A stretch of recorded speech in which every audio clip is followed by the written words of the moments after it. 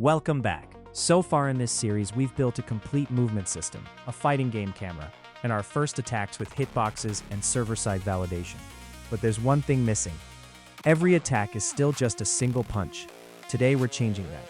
By the end of this episode, you'll be able to mash light for an auto combo, branch into stylish target combos, scale combo damage automatically, and finish with a satisfying Ragdoll knockdown. Let's build the combo system. First, we need more attacks. Open the Move List module from episode 2. Right now we only have 3 punches. Let's add 3 standing kicks. Each kick follows the same structure as the punches. They have startup, active frames, recovery, damage, and their own hitbox. The timings are a little slower and the hitboxes are shaped differently, but the overall format stays exactly the same. While you're here, update the standing button map so it returns all 6 normal attacks instead of only the punches. Next, open the Fighter module. Our button reader currently understands light, medium, and heavy punch. Let's teach it about the kick buttons as well.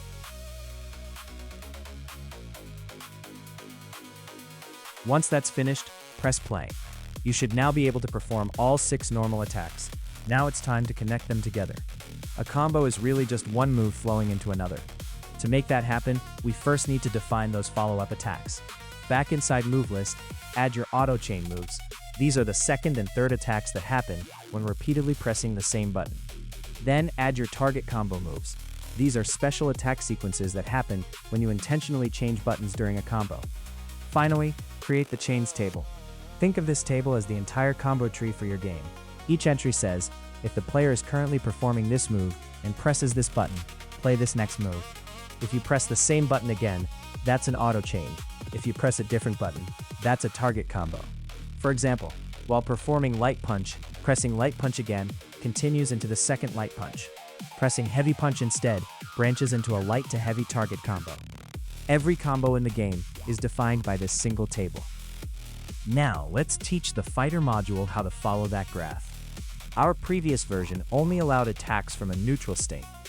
Now, we need to support canceling one attack into another. We'll also begin tracking combo information. Add several new fields to the Fighter. We'll store when the current move started, whether it successfully connected, the current combo count, and when the previous hit landed. We'll also add a timer that automatically resets the combo if the player stops attacking for too long. That gives us traditional fighting game combo behavior. Now let's improve our input handling.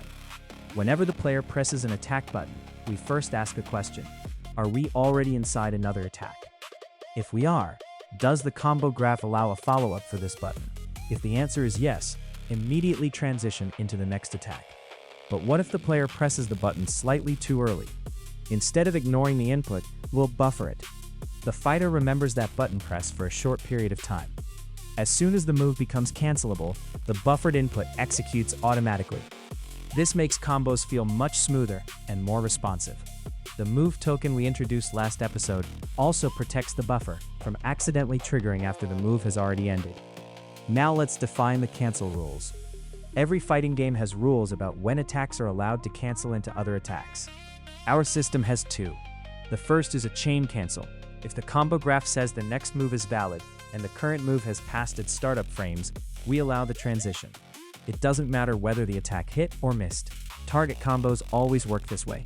The second is a special cancel. This one is stricter. The current move must list the special move inside its cancel into table. And the attack must actually connect.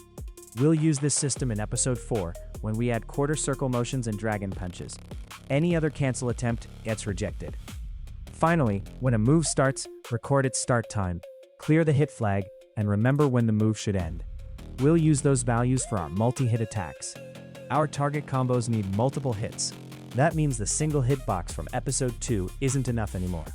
For target combos, or any move marked as multi-hit, the hitbox stays active during the entire attack.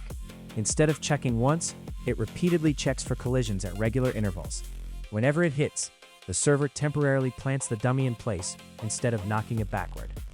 That prevents the opponent from being pushed outside the hitbox before the combo finishes. Once the move ends, if any hit connected, we fire one guaranteed finishing hit.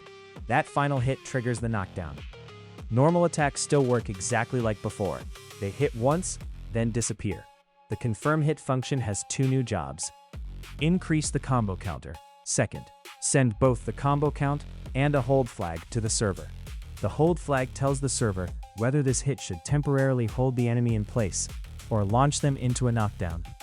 The client now handles combo timing, but the server still owns every gameplay decision. Before updating the server, let's return to config. Add several new gameplay settings. Combo damage scaling, minimum damage scaling, combo reset timing, multi-hit intervals, and the knockdown forces that we'll use for ragdolls. Keeping these values inside config makes balancing much easier later. Now let's update the server. Since we're introducing knockdowns, we also need a ragdoll system. Add a ragdoll module under SF Combat.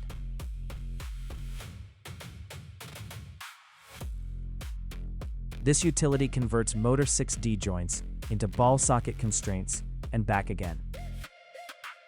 Next, we'll add two helper functions. The first creates a bouncing effect. Each time the ragdoll touches the ground, it bounces slightly weaker than before. The second helper performs the knockdown itself. It enables ragdoll mode, applies the launch force, starts the bouncing behavior, then, after a short delay, restores the dummy back to its normal standing state. Now let's upgrade our hit handler. First, ignore any hits while the dummy is already knocked down. Second, scale the damage based on the combo count. The longer the combo, the less damage each hit deals. We also apply a minimum damage floor, so extremely long combos still deal some damage. Finally, choose the correct reaction. If the hold flag is true, keep the dummy planted. If this is the finishing hit of a target combo, trigger the ragdoll knockdown. Otherwise, apply the normal knockback from episode 2. Notice something important. The server still calculates everything itself. It never trusts a damage value sent by the client. Let's test everything. Press U. You'll perform a 3-hit light punch auto chain. Notice how each hit deals slightly less damage than the previous one. Now try U, then O. Instead of continuing the normal chain, the combo branches into a target combo. The final hit launches the dummy into a ragdoll knockdown. Try mixing different buttons together. Experiment with light punch into light kick, or medium kick into heavy kick. You now have a flexible combo system driven entirely by data. If something isn't working, here are a few quick things to check. If a combo won't continue, make sure the move exists inside your chains table. Also remember that the input buffer only lasts for a short time. If only the first hit lands, verify that the hold flag is reaching the server correctly. If the dummy never stands back up, double-check that your ragdoll module is loading and disabling properly. And if combo damage never changes, confirm the client is sending combo count and the server is applying damage scaling. And that's our combo system complete. We built auto chains, target combos, input buffering, cancel rules, combo scaling, multi-hit attacks, and satisfying ragdoll finishers. In the next episode, we'll take everything one step further by adding motion inputs like quarter circles and dragon punches to unleash powerful special moves. If you're enjoying this series, don't forget to like, subscribe, and I'll see you in episode 4.